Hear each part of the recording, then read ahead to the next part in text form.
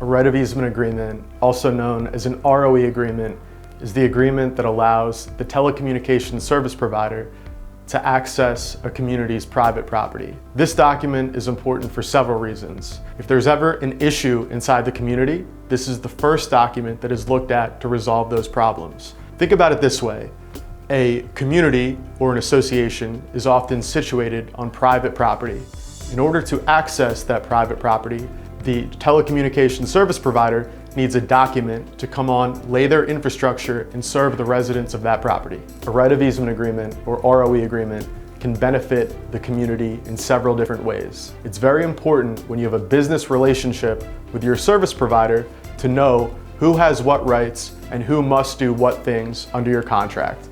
For example, suppose a telecommunications service provider comes in to update their wiring or infrastructure. Suppose they damage some common areas or mark the road. This agreement is the agreement that would provide for the protections and for the response that is necessary by the service provider for any of these damaged areas.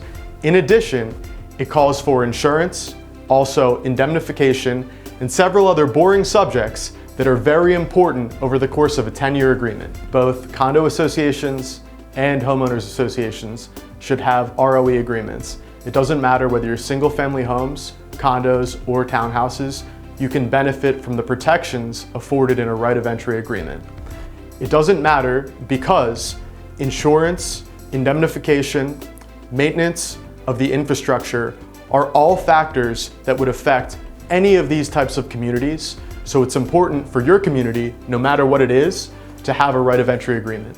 When we encounter a new client, we often find that they have no idea if they have an existing right of easement agreement or not. Our job is to go gather all the documents and put the puzzle together. Oftentimes, these ROE agreements have long automatic renewal periods. For example, your association could have signed an ROE agreement 15 years ago that is just in a constant auto renewal cycle. What we do is go in and see whether there's any benefit to executing new ROE agreements. If there's any benefit, we do so for your community. First, we're going to ensure that you get the best possible financial benefits and incentives for whatever type of agreement you intend to execute. Second, we're going to ensure that your contractual protections are the maximum possible. Third, we're going to ensure that your community is prepared for the future.